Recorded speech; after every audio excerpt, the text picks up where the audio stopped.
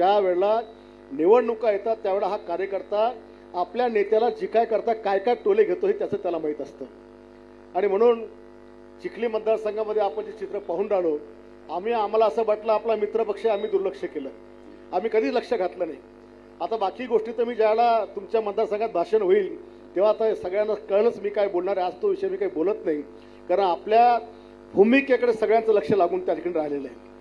आणि छळ किती करायचा कार्यकर्त्यांचा. आता हा राहुल इतका छळ, म्हणजे आपलं मनोज, म्हणजे मी त्या मतदारसंघात पाहिलं की इतका भयानक त्रास कार्यकर्त्यांना आहे.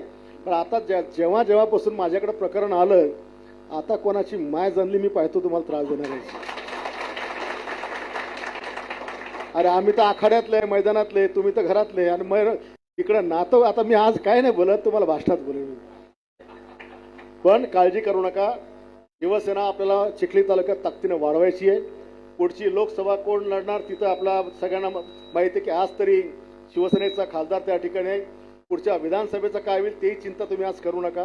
तुम्ही फक्त ताकद वाढवत चला. तुम्हाला सांभाळायची जबाबदारी आम्ही सगळे त्या ठिकाणी घेणार, कारण चिखली मतदारसंघ माझ्याकडे आहे. पक्ष म्हणून मी तुमच्या चिखली मतदारसंघाचा प्रमुख आहे, शिवसेना पक्षाचा. त्याच्यामुळे सगळ्यांना सांभाळण्याची माझी जबाबदारी असणार आहे.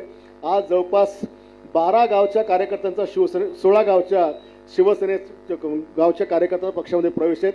ज्याच्यामध्ये उभाटा पण आहे, ज्याच्यामध्ये BJP पण आहे, ज्याच्यामध्ये काँग्रेस पण आहे आणि राष्ट्रवादी पण आहे.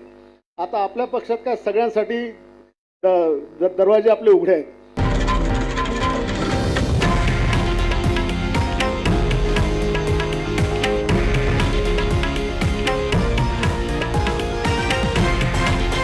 हे आहे देशातील नंबर 1 न्यूज नेटवर्क आणि आपण पाहत आहात TV9 मराठी, एकमेव.